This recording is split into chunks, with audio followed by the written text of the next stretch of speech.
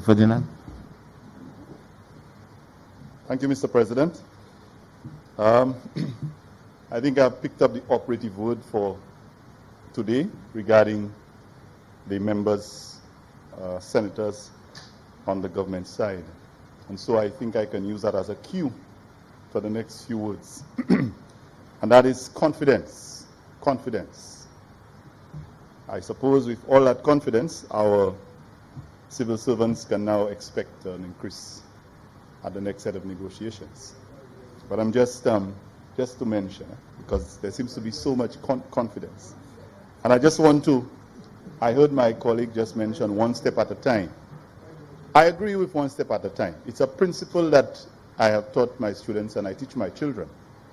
But I have to caution, on a word of caution, say, as I did in the last sitting of the House, we have to lead by example.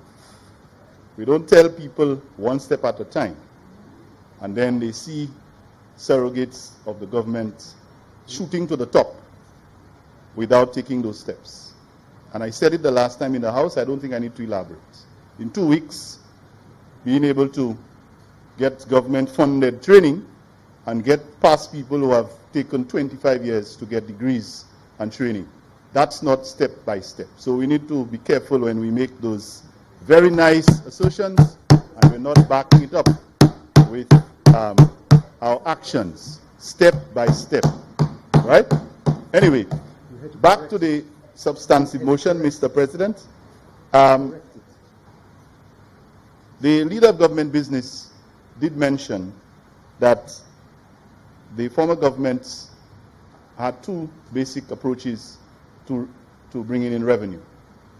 And with respect to the DVRP, the Disaster Vulnerability Reduction Project, where we're asking for approval to borrow 1.6 million US, about a little over 4 million EC dollars, in addition to what we've approved before, I see the very same pattern. I want to ask the government whether they've found another formula that is different from what the leader of government business said that the previous government was using to bring in revenue. He said two methods, taxation and borrowing. And from what I've seen thus far, I see nothing different.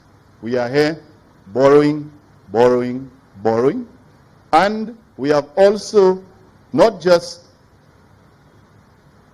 taxed what the previous government was doing, and we talk about the 2.5% VAT. I'm not even going back there. We ventilated this thing already.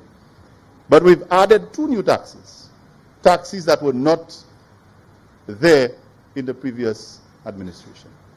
The excise tax of 150 on the gas and the airport development tax that we've spoken about.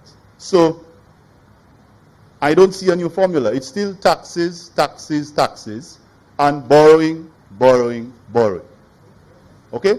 So until the government can show convincingly that they have developed a very good, reliable alternative revenue stream that the country, and not just saying it nice in the House, that the country can see that is working, let us not, point fingers on the other side. Now, with respect to this disaster vulnerability reduction project, I think it's a very good initiative to provide your country with that kind of, if you call it backup system, knowing that we live in a region where we're very vulnerable to natural disasters. And so I have no difficulty with the idea. But I believe that if you're going to do that, we must make sure that that disaster vulnerability reduction is properly articulated so people can understand what we're saying. I will use two examples to illustrate that, Mr. President. The Prime Minister made reference to schools not being used. He doesn't believe that schools should be used as shelters, emergency shelters. And I don't have an issue if the Prime Minister feels that we can provide additional security additional shelters in the event of natural disasters. As we have it right now, schools and churches and other public buildings are being used around the country.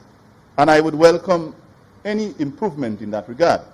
but to suggest that schools should not be used and we should build additional shelters. So what are we going to do with the schools? Isn't it good that we already have them, and we should try to bring them up to a standard that meets basic safety requirements, in the process making it better for the students and teachers to use, and as well making it more likely that they will be safe as shelters in case there's a natural disaster.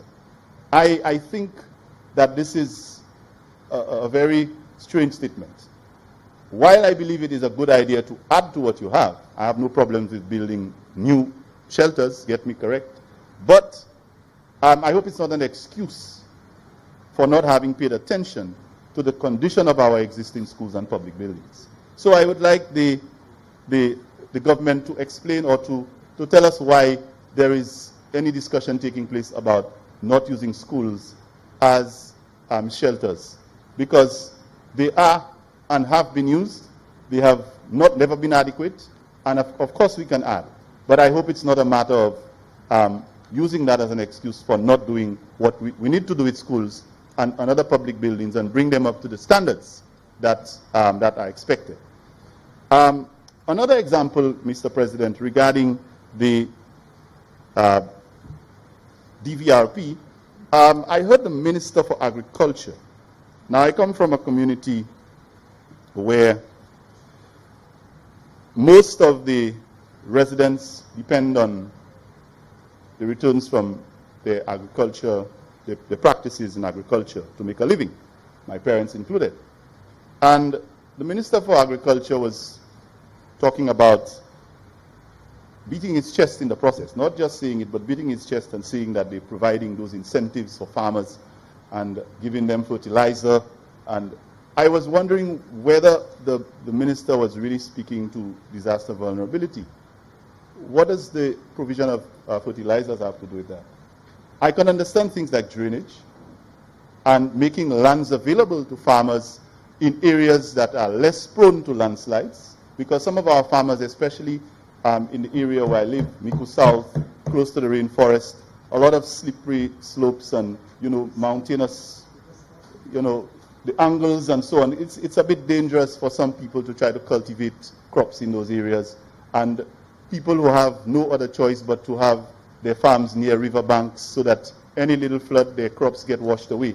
I would have welcomed an idea, I think it was mentioned as well, to give credit to him, to make some effort towards improving the farmers' ability to access farmlands in areas that are less prone or less vulnerable to landslides and other natural disasters. But to beat your chest and say that you are providing inputs and fertilizers as if that is some kind of disaster, vulnerability reduction. I would want, well, he's not able to do that, but I had to make that observation. Well, maybe the leader of government business will elaborate. But at the time, I didn't see how that was related to disaster reduction, vulnerability reduction. I will elaborate on that one in Creole, because I want to speak directly to the farmers who may be listening and may prefer to have that said in Creole. Monsieur President, moi apprécie gouvernement qui a dit nous kay bay farmer, nous kay bay tout le monde qui travaille en agriculture. Anti-aidement pour faire plus aisé si l'année cyclone, si l'année godlo, si l'année afalay. Pour farmer ça ni tout dans tout bagay en ordre. Mais si vous dites que bay farmer guano sel bay figure, moi pas savent comment ça aider farmer si l'année en storm.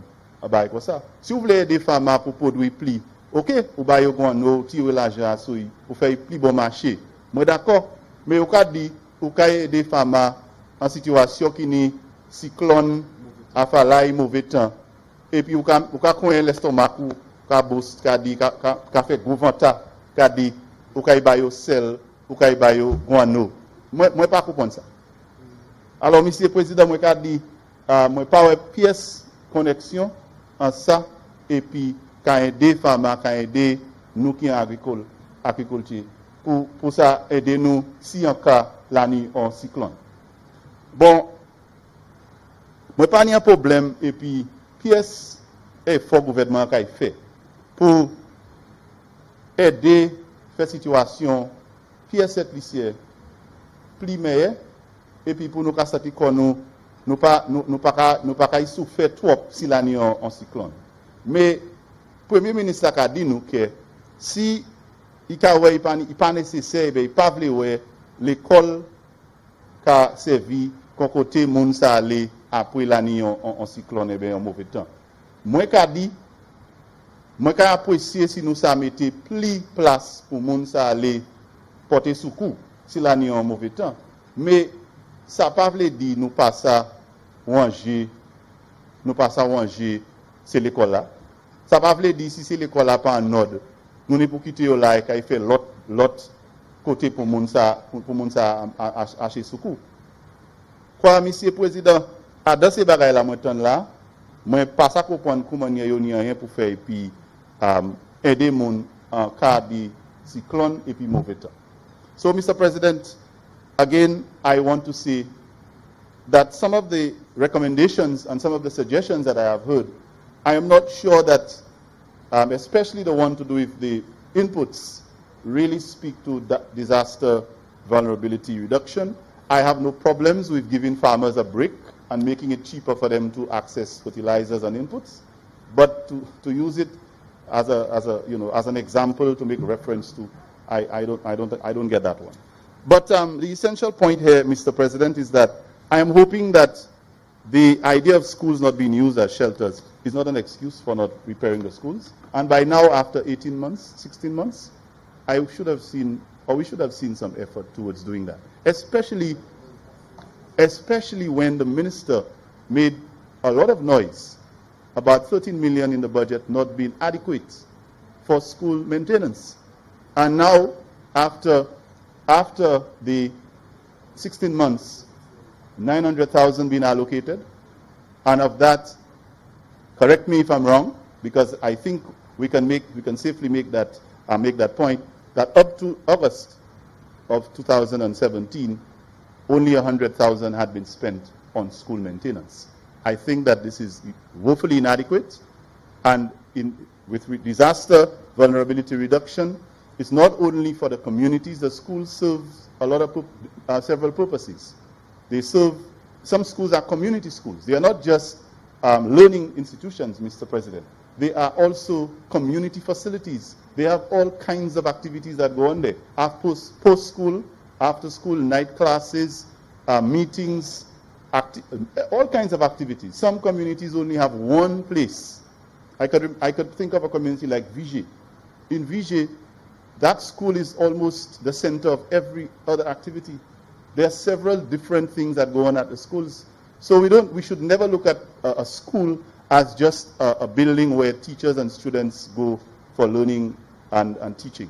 It has multiple uses, and I think when you fix a school, you are fixing more than just a place of learning. You are fixing a facility that the entire community, especially in the rural communities, where they don't have alternative venues, you are fixing and improving the quality of service that you provide for an entire community, and in some cases, multiple communities. So we must be very careful when we speak about schools not getting the attention, and that we will focus on building other things instead of making sure that what we have is up to standard.